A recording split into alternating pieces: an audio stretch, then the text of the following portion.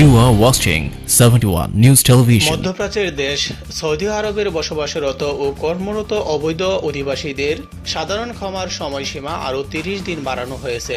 এ সময়ের মধ্যে শ্রম আইন লঙ্ঘনকারীরা বিনা জরিমানায় সৌদি ছাড়তে পারবেন।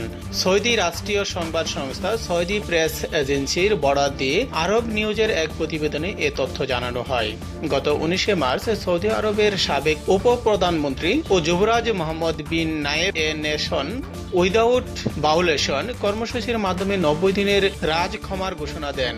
এই ক্ষমার মেয়াদ শেষ হওয়ার কথা ছিল 30 জুন, কিন্তু তা কার্যকর না করে 25 জুন রোববার থেকে পরবর্তী 30 দিন পর্যন্ত সময়সীমা বাড়িয়ে দিয়েছে সরকার। সৌদির রিপোর্টার অধিদপ্তরের প্রধান সুলাইমান বিন আব্দুল আজিজ আল ইয়াহিয়া বলেন, সাধারণ ক্ষমার অধীনে এই বর্ধিত সময়ের সুবিধা সৌদিতে বসবাসকারী সব জনগোষ্ঠীর মানুষ পাবে। সৌদিতে অনুমতি ছাড়া বসবাস, ইকামা ছাড়া অবস্থান, সরকারি অনুমতি না নিয়ে কাজ এবং অবৈধ অনুপ্রবেশকারীদের নিজ দেশে ফেরত গত 29 মার্চ থেকে 90 দিন রাজ ক্ষমা ঘোষণা করে সৌদি আরব কর্তৃপক্ষ।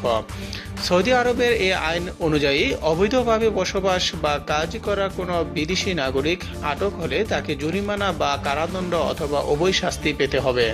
সৌদি আরবের দাম্মাম থেকে মোহাম্মদ মিজানুর রহমান, 71 নিউজ টিভি।